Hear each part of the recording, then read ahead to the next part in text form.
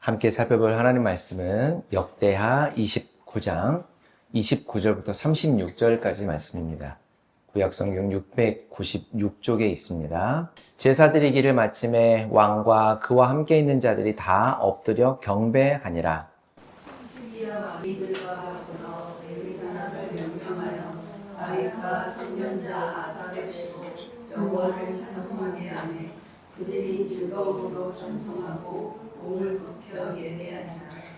이에 히스기야가 말하여 이르되 너희가 이제 스스로 몸을 깨끗하게 하여 여호와께 드렸으니 마땅히 나와 제물과 감사 제물을 여호와의 전으로 가져오라 하니 회중이 제물과 감사 제물을 가져오되 무릇 마음에 원하는 자는 또한 번제물도 가져오니 회중이 가져온 번제물의 수는 수소가 70마리요 순양이 6마리요 어린 양이 200마리니 이는 다 여호와께 번제물로 드리는 것이며 또 구별하여 드린 소가 600마리요 양이 3,000마리라. 그런데 제사장이 부족하여 그 모든 번제 짐승들의 가축을 능히 주지 못하므로 그의 형제 레위 사람이 그 일을 마치기까지 두고 다른 제사장들이 성결하게 하기까지 기다렸으니 이는 레위 사람들의 성결하게 하는 제사장들보다 성실히 있었습니다. 번제와 화목제의 기름과 각 번제에 속한 전제들이 많더라. 이와 같이 여호와의 전에서 섬기는 일이 순서대로 갖추어지니라. 이 일이 갑자기 되었으나 하나님께서 백성을 위하여 예비하셨으므로 히스기야가 백성과 더불어 기뻐하였더라. 아멘. 만약에 우리가 오랜 기다림과 노력 끝에 드디어 꿈에 그리던 새 집에 들어가게 되었다라는 상상을 한번 해봅시다. 설레는 마음으로 현관문을 활짝 여는 순간에 우리 눈앞에 펼쳐진 광경이 핑크빛 꿈이 아닌 악몽이라면 어떨까? 코를 찌르는 악취에 온갖 쓰레기 더미가 발 디딜 틈 없이 집 안에 쌓여있고 바닥에는 썩은 음식물이 나뒹굴고 벽과 천장은 시커먼 곰팡이가 뒤덮고 있고 전등 스위치를 아무리 눌러도 켜지지 않고 수도꼭지를 틀었더니 녹물만 쏟아져 나온다라고 한번 상상을 해보십시오. 그 순간에 우리는 어떤 생각을 하게 될까요? 와, 이거 어떻게 하지? 이거 물을 수도 없고 도대체 어디서부터 손을 봐야 살 수 있지? 이런 생각이 들겠죠. 하지만 그보다 먼저 깊은 절망감을 느끼게 될 것이고 동시에 이 집을 어떻게 이렇게 만들고 우리에게 팔았는가. 그래서 이전 주인에 대한 분노가 치밀어 오르고 그냥 도망쳐버리고 싶은 마음이 들지도 모르죠. 자, 이런 막막함과 깊은 절망감 그리고 치밀어 오르는 분노가 오늘 우리가 만나는 히스기야 왕이 마주했던 현실의 상황이었어요. 그가 아버지인 아하스 왕의 뒤를 이어서 다스리게 된 나라는 더 이상 영광스러운 다윗 왕궁이 아니었던 겁니다. 그의 아버지 아하스 왕이 수십 년간 방치하고 더럽혀서 마치 폐허처럼 변해버린 쓰레기장 같은 나라가 바로 지금 남쪽 유다 왕국의 상황이었어요. 히스기야라는 왕이 오늘 우리가 읽은 본문에 이제 등장합니다. 히스기야는 유다의 왕으로 즉위했을 때가 25살이었습니다. 그의 아버지 아하스 왕은 역대 유다 왕들 중에서 가장 악한 왕 중에 손꼽히는 악한 왕이었어요. 아하스 왕은 성전문을 굳게 닫아버렸습니다. 성전의 기물들을 파괴하고 예루살렘 성 곳곳에 이방 신을 위한 제단을 쌓았던 겁니다. 예전에 우리나라 우리가 잘 알고 있는 고전 소설 중에 심청전의 내용 알고 계시죠? 그 내용처럼 옛날에는 사람을 제사 제물로 바치는 일들이 종종 있었어요. 그런데 이 아하스 왕도 히스기야 왕의 아버지 아하스 왕도 자신의 아들을 불질러서 우상에게 바치는 끔찍한 제사를 드리는 그런 사람이었습니다. 백성들이 하나님의 용서와 자비를 경험하는 성전은 갖가지 우상들로 가득 차 있었어요. 그러니까 마치 지금 우리 예배당에 여러 가지 우상들을 다 잔뜩 들여다 놓고 그것들 앞에 절을 하고 있는 것과 비슷한 상황이 되었던 거죠. 이것이 바로 히스기야 왕이 왕으로 즉위했을 때 남쪽 유다 왕국의 현실이었다는 겁니다. 정치적으로는 강대국 아시리아의 압제 아래 있었고 경제적으로도 매우 어려운 상황에 있었어요. 그 누구라도 이런 상황 앞에서는 절망하고 좌절하며 아무래도 내 힘으로는 안 되겠다. 내가 아무리 힘을 쓰고 바꾸려 해도 도대체 가능성이 보이지 않는다라고 체념하기 쉬웠을 거예요. 그런데 놀랍게도 히스기야는 왕이 되자마자 대담한 일을 시작합니다. 히스기야는 왕으로 즉위하자마자 첫 번째 해, 첫 번째 달에, 그러니까 왕이 되고 나서 채 한 달이 되지 않았을 때 성전 문을 활짝 열고 성전을 수리하기 시작했어요. 왕의 자리에 앉으면 할 일도 엄청 많았겠죠. 또 왕이 되면 내가 무언가 해야겠다라고 하는 하고 싶은 일도 참 많았을 겁니다. 그런데 다른 시급한 문제들을 다 뒤로 하고 가장 먼저 한 달도 채 되지 않은 시점에 히스기야는 자신의 아버지 아하스가 굳게 닫아버렸던 성전 문을 활짝 열었다라는 거예요. 그는 이 일이 자신이 왕으로서 유다 왕국을 위해서 가장 먼저 그리고 가장 중요하게 할 수 있는 일이다라고 판단했던 것이죠. 그의 이런 판단은 지난 시절 이어오던 조상들의 죄악을 단호하게 끊어내겠다라고 하는 결단으로 이어졌고 하나님과의 관계를 회복하는 것이 자신과 백성들의 삶에서 최우선해야 하는 과제라고 판단했던 겁니다. 자, 우리는 여기서 개혁을 할 때 중요한 첫 번째 원리를 배울 수가 있어요. 참된 개혁과 회복은 미루면 안 된다라는 사실이에요. 상황이 좀 나아지면, 여건이 좀 갖춰지면, 마음의 준비가 좀 되면 이라는 생각은 너무 아니란 거예요. 무슨 일이든 모든 게 다 준비가 되고 그럴 수 있는 상황이 되면 하겠다라고 하는 말은 그만큼 중요한 일이 아니다라는 뜻이기도 하고요. 해도 되고 안 해도 된다라는 뜻이 되기도 하겠죠. 시급하고 중요한 문제일수록 머뭇거려서는 안 되는 법이죠. 특별히 신앙의 문제, 죄와 불순종의 문제는 깨달아졌을 때 즉시 바로잡아야 하는 문제입니다. 히스기야는 아버지 시대부터 굳어진 이 문제를 내가 어떻게 한 번에 해결할 수 있겠어. 준비가 되는 대로 좀 천천히 바꾸어 나가자. 나라에 지금 산적해 있는 과제들이 많으니 일단 그것부터 차례차례 해결하고 성전의 문제는 그 문제가 다 해결된 이후에 차근차근 해나가자라고 생각하지 않았다라는 거예요. 성전의 문을 여는 것, 그리고 하나님과의 관계를 회복하는 것을 가장 중요한 문제라고 판단했기 때문이에요.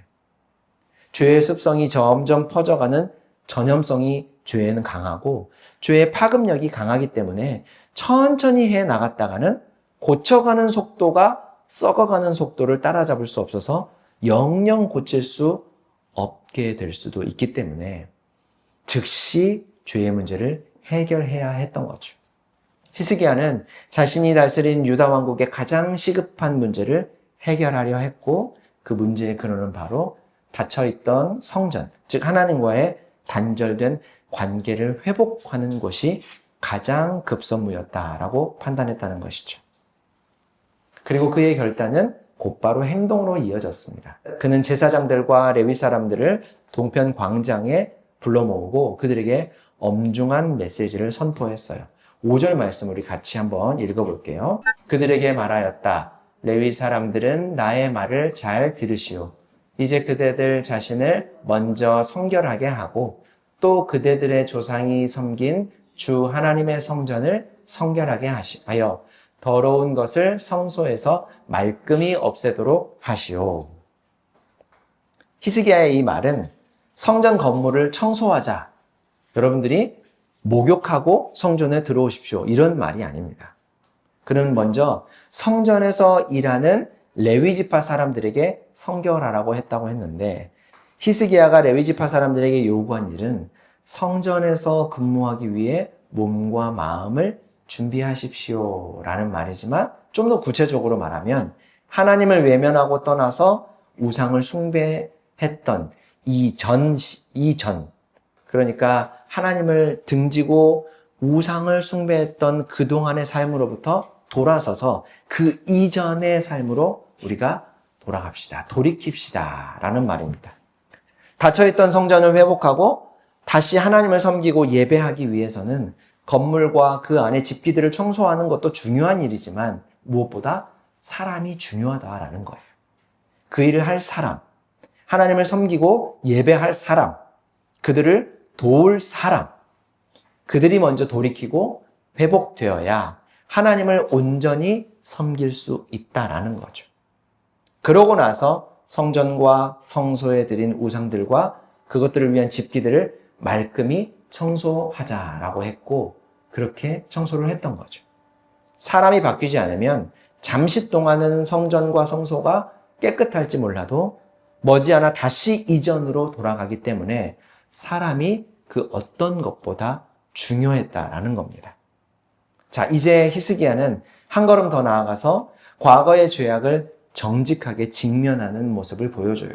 6절과 7절 말씀을 보면 우리의 조상이 죄를 지어 주 우리의 하나님 앞에서 악한 일을 하였소.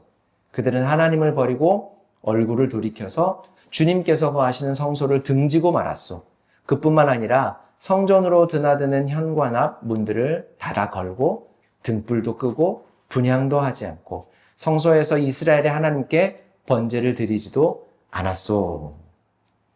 이렇게 말하면서 조상들의 죄를 명확하게 지적하죠. 그 조상에는 자기 아버지도 포함이 되어 있는 거예요. 그는 과거의 실패를 덮거나 미화하려고 하지 않았던 겁니다. 오히려 그 죄악의 결과로 하나님의 진노가 온 나라에 임하여 끔찍한 고통을 우리가 겪고 있다라고 하는 것, 아시리아의 압제 속에 우리가 시달리고 있다라고 하는 사실을 성전에서 일하던 제사장들과 레위 사람들에게 상기시켰던 거예요. 이처럼 참된 회개는 문제의 원인이 외부 환경이나 다른 사람에게 있는 게 아니라 바로 우리의 죄악 안에 있음을 인정하는 데서부터 출발하는 겁니다. 요즘 한국교회의 문제가 참 많은 것 같아요. 무엇보다 스스로의 잘못을 인정하고 사과하고 뉘우치는 법을 보기가 어려운 것 같아요. 도저히 침묵할 수 없는 일임에도 불구하고 그저 쉬쉬하고 묻으려고만 하는 것 같아요. 그러면서 시선을 밖으로 돌리려고 하고 바깥에 누군가에게 책임을 전가해서 교회 안의 문제를 덮으려고 하는 것처럼 보이는 거죠. 마치 교회 안에는 아무런 문제가 없는 것처럼 위장하기 바쁜 한국 교회 모습에 너무 안타까움이 많습니다. 최근에 대두되는 종교 탄압이라고 하는 프레임도 마찬가지예요.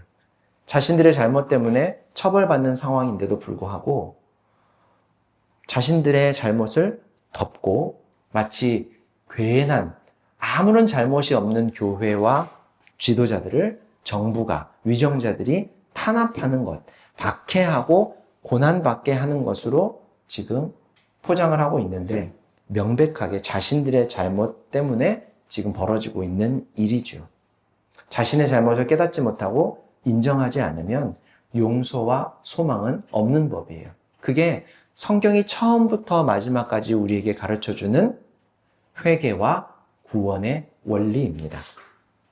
철저한 자기 진단과 회개를 바탕으로 이 히스기야는 이제 소망을 선포하게 됩니다. 10절 말씀 우리 같이 한번 읽어볼게요. 이제 나는 주 이스라엘의 하나님께서 그 맹렬한 진노를 우리에게서 거두시기를 바라며 하나님과 언약을 세우기로 결심하였소.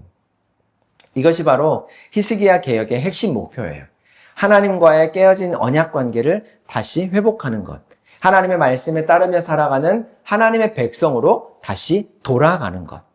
그래서 하나님의 진노에서 벗어나 하나님의 돌보심 안으로 들어가는 것. 히스기야는 레위 사람들에게 지금부터는 절대로 게으르지 말고 신속하게 움직입시다 라고 강력하게 도전하면서 그들이 바로 이 거룩한 일을 위해 하나님께 부름을 받은 사람들입니다. 라는 것을 깨닫게 해 주었습니다. 자, 이것은 오늘 우리에게도 동일하게 적용되는 원리인데요. 우리가 생활하는 가정, 회사, 학교, 그리고 교회에서 하나님의 뜻이 무엇인지를 잘 살피고 그 뜻에 따르며 살아갈 때 하나님과 동행하는 신앙의 삶이 선명해지고 또 확신을 가지고 그 삶을 살아갈 수 있게 되는 것이죠. 만약에 신앙의 삶이 흐릿해지고 그 동력을 잃어가게 된다면 우리가 가장 먼저 무엇을 해야 할까? 우리의 삶이 이전과 같지 않고 하나님 앞에서도 우리가 헛헛함을 느끼고 있다라고 하면 가장 먼저 무엇을 해야 할까? 히스기야 왕을 필두로 시작된 개혁운동처럼 멈춰진 하나님과의 교제를 다시 회복하고 하나님과의 관계를 다시 시작하는 일, 하나님의 뜻을 다시 생각하고 하나님께서 내게 맡기신 사명을 행하는 일이 우리의 삶에 시행되어야 한다는 것이죠. 자, 히스기야의 촉구에 레위 사람들은 즉각적으로 반응을 했습니다. 12절부터 14절 말씀을 보면 레위 지파에 속한 여러 지도자들의 이름이 구체적으로 한 명 한 명 기록되고 있는데요. 이는 이 개혁이 히스기야 왕 한 사람의 열심으로 이루어진 게 아니라 그 공동체 전체가 자발적으로 헌신하고 유기적으로 동참하면서 이 일을 이루어냈다라고 하는 것을 보여주는 바예요. 그들은 왕의 명령을 단순히 한 통치자의 명령으로 받아들인 게 아니라 15절의 말씀 표현처럼 여호와의 말씀대로 행하여 순종했다라는 것이죠. 히스기야의 명령이 하나님의 말씀에 비추어서 틀림이 없으니 마치 하나님의 말씀처럼 그 말을 듣고 따랐다라는 겁니다.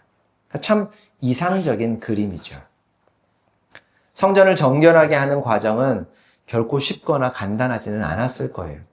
오늘 본문을 우리가 지금 29절부터 36절까지만 읽었지만 29장 전체를 쭉 읽어보면 이 일을 하는데 성전을 성결하게 하고 거기서 일하는 레위 사람들이 성결하게 하는데 16일이라고 하는 시간이 걸렸다라고 해요. 그러니까 2주가 조금 넘는 시간이 걸린 거죠. 그동안에 성전을 재정비하는 것, 그 일이 짧다면 짧고 길다면 길었을 거예요. 일단 당시 성전의 크기가 어느 정도 되냐면 너비가 10m고요. 길이가 30m로 대략 그 평수가 한 70에서 한 80평 정도의 건물입니다. 우리 예배당이 한 20, 한 5, 6평 이렇게 되는 것 같아요. 그러니까 한 25, 6평 정도 되는 예배당에 한 2배에서 3배 정도 되는 게 당시에 예루살렘 성전이었거든요. 이만한 공간을 청소하고 예배를 드릴 수 있도록 다시 준비하는데 16일을 사용했다라는 것은 꽤 긴 시간이다라고 말할 수 있지 않을까 싶어요. 근데 반면에 크지 않은 이 공간이지만 성전 건물 안팎에서 온 백성들이 하나님께 드릴 제사 제물을 취급하고 그 일을 하는 제사장들과 레위 사람들이 활동하는 공간이기 때문에 성전을 재정비하는 일은 간단한 일은 결코 아니었을 거라고 생각해요. 제사장들은 그동안 성전 안에 가득 들어차 있던 우상 숭배의 흔적들을 치우기 위해서 성전 깊숙한 곳까지 들어가서 온갖 더러운 것들을 다 끄집어내야 했고 레위 사람들은 그것을 받아다가 기드론 시내로 가져가서 그곳에서 처리했습니다. 이 기드론 시내, 기드론 골짜기라고 하는 곳은 예루살렘 성에 온갖 더러운 오물을 갖다 버리는 쓰레기 처리장과 같은 곳이었어요. 이곳은 우상 숭배의 상징물들이 파괴되고 버려졌던 장소였던 거죠. 그러니까 성전을 정결하게 하는 것은 지금까지 온갖 우상들을 가져다 채우고 제사를 지냈기 때문에 그 흔적들, 냄새부터 시작해서 바닥과 벽에 배어있는 흔적들과 집기들, 먼지들과 온갖 것들을 철저하게 치우고 다시 하나님께 제사하는 장소로 재정비하는 일이었고 이 일을 위해서 16일을 사용했다라고 하는 것은 결코 긴 시간이 아니었다라는 것이죠. 자, 이처럼 물리적인 성결 작업이 다 끝난 후에 히스기야는 개혁의 가장 핵심적인 단계로 이제 넘어갑니다. 그것은 바로 속죄 제사를 드리는 것이었어요. 자, 속죄라는 말은 죄를 사한다, 죄를 용서한다라는 뜻입니다. 20절 이하를 보면 히스기야는 아침에 일찍이 일어나 성읍의 귀인들과 함께 성전으로 올라가요. 그리고 숫송아지와 순양과 어린 양 그리고 순염소를 각각 7마리씩 가져와서 나라와 성소와 유다를 위한 속죄 제물로 삼고 제사를 드립니다.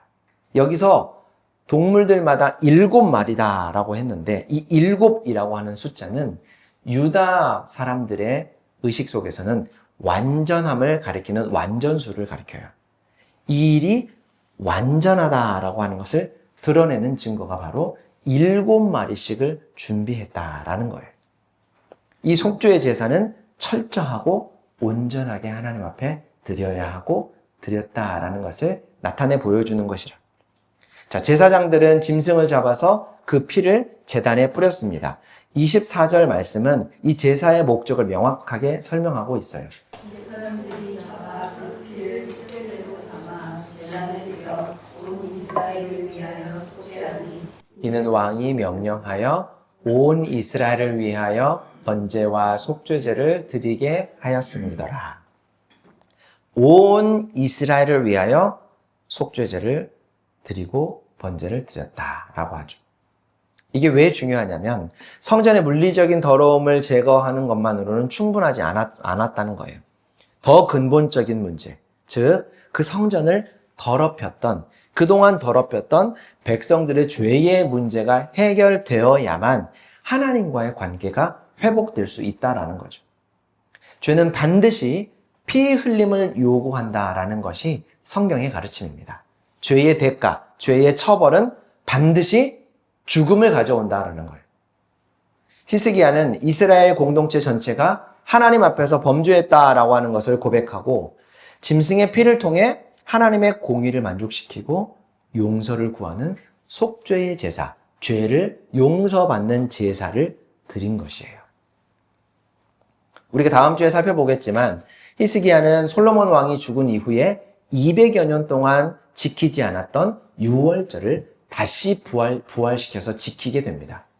자, 여기서 유월절이라는 말은 넘을 유자에 넘을 월자, 건널 월자, 그리고 절기절자를 쓴 말로 넘어간다라는 뜻을 가지고 있는 말이에요. 구약 성경 원어도 페사흐라고 되어서 똑같이 넘어간다라는 뜻을 가진 단어입니다. 이스라엘 백성이 이집트의 노예로 살다가 이집트를 나올 때 하나님은 이집트의 왕 파라오에게 모세를 보냈었죠.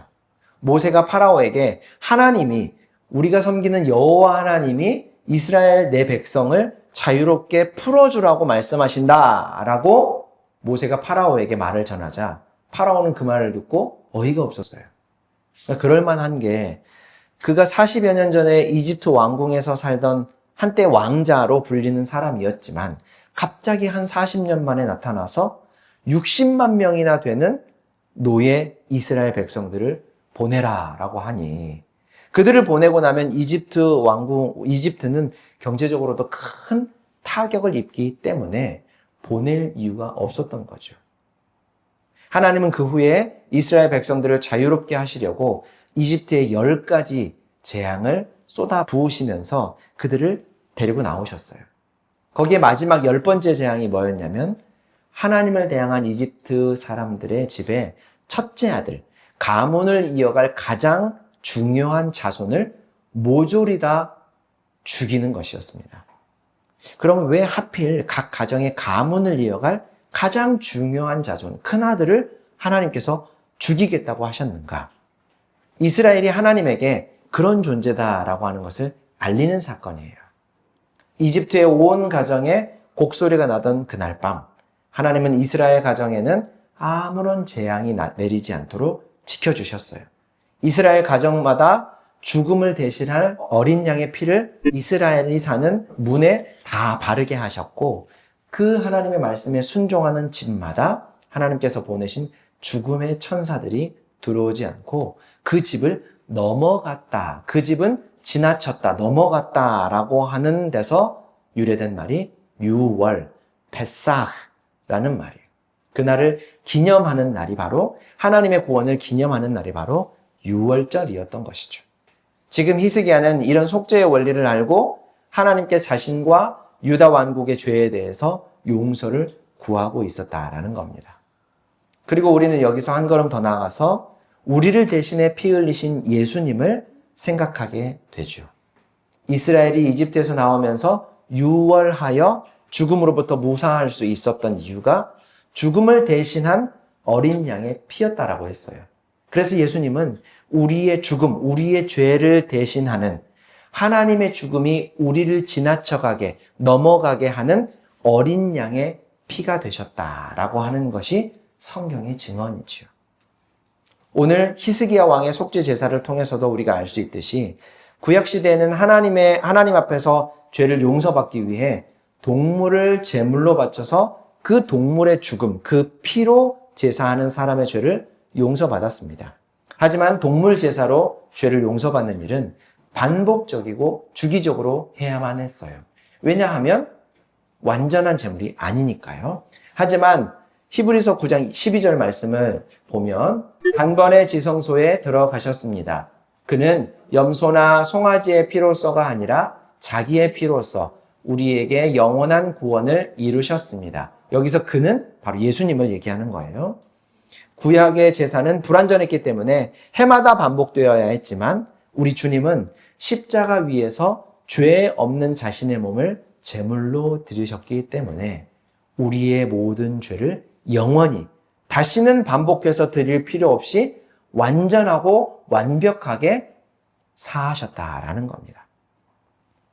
히스기야가 더러워진 성전을 성결하게 하고 속죄제를 드렸던 것처럼 우리 예수님은 죄 때문에 하나님과 영원히 단절된, 끊어져 버린, 그래서 지옥의 삶을 살아야 했던 우리를 자신의 보배로운 피를 흘려서 새로운 성전, 성결한 몸이 되게 하셨다라는 것이죠. 자, 그러므로 오늘날 우리의 회복은 오직 십자가 앞으로 나아가서 나의 죄를 위해 피를 흘리신 예수 그리스도의 은혜를 덧입는 것으로만 가능하게 되는 거예요. 그래서 믿음으로만 구원을 얻는다. 예수를 그리스도로 믿는 이만 영원한 생명을 얻게 된다라고 하는 것이 바로 이 내용을 가지고 있는 겁니다. 그리고 우리가 흔히 은혜 받았습니다, 은혜 알기 원합니다 라는 말을 하는데 그 뜻이 바로 예수님께서 우리의 죄를 값없이 용서하시고 영원한 생명을 선물로 주셨다. 영원한 구원을 값없이 주신 일을 깨닫게 되었다라는 말의 의미인 겁니다.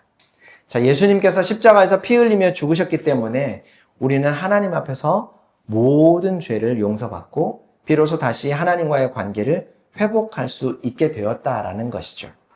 하나님과의 깨진 관계를 다시 회복할 수 있게 된 일, 그것이 바로 우리가 받은 구원의 내용입니다. 25절부터 말씀을 읽어보면 다윗 왕 시절에 정해진 법에 따라서 제금과 비파와 수금을 동원한 찬양이 성전 안에 가득 울려 퍼졌다라고 해요. 번제가 시작될 때 여호와의 노래도 시작되었고 온 회중이 경배하며 노래하는 자들은 노래하고 나팔 부는 사람들은 나팔을 불었다고 하죠. 하나님 앞에서 죄를 용서받은 은혜에 대한 감격이 바로 감사와 찬양으로 터져 나왔던 겁니다. 하나님과의 관계가 회복된 사람들에게서 터져 나오는 기쁨의 함성이 바로 찬양이었던 것이죠. 이런 회복된 예배는 백성들의 자발적인 헌신으로 이어졌어요. 히스기야가 너희가 이제 스스로 몸을 깨끗하게 하여 여호와께 드렸으니 마땅히 나와 제물과 감사 제물을 여호와의 전으로 가져오라 라고 선포하자 회중은 감사 제물과 더불어서 자원하는 마음으로 번제물까지 넘치도록 가져왔다라고 합니다. 그 수가 너무 많아서 제사장들의 손이 부족하고 레위 사람들이 부지런히 도와야 할 정도였다고 하죠. 억지로 강요한 것이 아니었어요. 죄를 용서받고 하나님과의 관계가 회복된 일을 경험한 성도들이 기쁨으로 드린 감사의 표현이고 사랑의 고백이었던 것이죠. 이것이 바로 우리가 지금 하나님 앞에 예물을 드리는 모습과도 같습니다. 참된 회복은 이처럼 인색했던 마음에 샘솟는 감사, 의무감에 짓눌렸던 신앙에 자원하는 기쁨이 터져 나오게 하는 것이죠. 자, 이제 우리는 이 모든 놀라운 개혁의 대장정을 마무리하는 36절 말씀에 이르게 됩니다. 우리 36절 말씀 같이 한번 읽어볼게요. 이 일이 갑자기 되었으나 하나님이 백성을 위하여 예비하셨으므로 히스기야와 백성과 더불어 좋아하였더라. 이 한 구절이야말로 역대기 기자가 히스기야 개혁을 통해 우리에게 전해주고자 하는 핵심 메시지입니다. 여기서 보면 갑자기 되었다라고 되어 있죠. 이 일이 갑자기 되었다. 이 말은 인간의 노력과 계획을 뛰어넘는 놀랍고 신비로운 방식으로 일이 이루어졌다라고 하는 뜻이에요. 여러분 생각해 보십시오. 수십 년간 뿌리 깊게 박혀있던 우상숭배의 문화, 문을 닫고 폐허가 되어 있던 성전, 하나님과 전혀 관계없는 사람들처럼 살았던 백성들의 삶의 방식과 가치관, 그리고 피폐해진 백성들의 삶, 이 모든 것이 단 한 달 남짓 기간에 완전히 뒤바뀌게 되었다라는 것. 사실 어찌 보면 불가능해 보이는 일이기도 해요.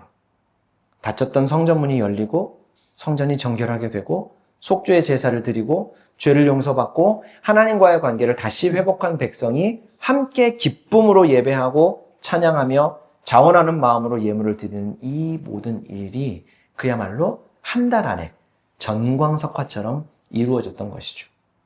아무리 봐도 사람들의 힘만으로는 불가능해 보이는 일이죠. 그래서 하나님께서 미리 준비하시고 도우셨다라고 믿고 말할 수밖에 없었던 거예요. 겉으로 보기에는 모두가 우상에게 절하는 것처럼 보였을지라도 그들 마음 깊은 곳에 하나님을 향한 갈망과 예배에 대한 그리움과 죄악에 대한 회개의 씨앗을 우리 하나님께서 한 사람 한 사람 마음에 심어두고 계셨던 거죠. 하나님께서 히스기야라는 지도자를 갑작스럽게 세우긴 하셨지만 그를 통해 개혁을 시작하셨을 때에는 이미 준비되어 있던 백성들의 마음이 마른 장작에 불이 붙듯 폭발적으로 반응할 수 있도록 준비해 두셨다라는 겁니다. 즉 히스기야의 개혁은 한 위대한 왕의 업적이 아니라 보이지 않는 곳에서 변함없이 일하신 하나님의 일하심의 결과였다라는 거죠. 하나님을 배제한 인간의 눈에는 갑작스러운 일이었고 그 일을 한 히스기야가 영웅으로 추앙받을 만한 일이었을지 모르지만 이 모든 일은 하나님의 계획 속에서 오래전부터 준비되어 왔던 필연적인 결과였다라는 겁니다. 자, 사랑하는 성도 여러분, 오늘 우리의 삶은 어떤가 한번 생각해 봅시다. 혹시 히스기야가 물려받았던 유다 왕국의 상황처럼 어느 것 하나 소망을 찾아보기 힘들고 또 온갖 문제들로 뒤덮여서 분노와 좌절을 경험하고 있지는 않은가? 내 힘으로는 도저히 해결되지 않는 죄의 습관이라든지 깨어진 관계라든지 식어버린 사랑에 절망하고 있지는 않은가? 오늘 히스기야와 남왕국 유다의 회복 이야기는 우리에게 큰 소망을 주는 겁니다. 늦었다고 생각할 때가 가장 빠른 때라는 우리나라 옛말처럼 지금 내 상황과 환경을 깨닫게 하는 것은 하나님께서 우리를 회복시키기 위해서 우리를 부르고 계신다라는 것으로 생각하시기를 바라요. 하나님이 우리를 부르고 계시는 가장 적당한 때임이 분명한 거죠. 그러니 더 이상 미루지 말고 내 삶을 성결히 하고 하나님을 찾아가 보자는 거죠. 하나님은 부르고만 계시는 분이 아니에요. 우리는 아무리 완벽한 준비를 한들 실수도 하고 부족함을 보이기도 하지만 하나님은 이 일을 오래전부터 계획해 오셨고 하나님의 준비가 끝나자마자 우리를 초청하고 계신다라고 하는 것을 오늘 말씀을 통해서 한번 생각해 보자고요. 그리고 마지막으로 히브리서 4장 16절 말씀을 읽고 오늘 설교 말씀을 마치도록 하겠습니다. 그러므로 우리는 긍휼하심을 받고 때를 따라 돕는 은혜를 얻기 위하여 은혜의 보좌 앞에 담대히 나아갈 것이니라. 아멘. 사랑과 은혜가 풍성하신 하나님 우리 아버지, 오늘도 은혜 알게 하시니 참 감사합니다. 우리가 힘겨워할 때, 아무런 소망이 없어 보일 때, 그저 분노와 절망에 빠져 허덕일 때에도 우리를 살피시고 우리를 부르셔서 회복의 기쁨을 선사하시는 은혜에 감사합니다. 비록 우리 삶에 하나님의 일하심이 눈에 보이지 않고 손으로 만져 확인할 수 없다 할지라도 우리를 위해 미리 준비하시고 변함없이 일하시는 하나님을 믿고 의지하는 우리가 되게 하여 주옵소서. 예수님의 이름으로 기도합니다. 아멘.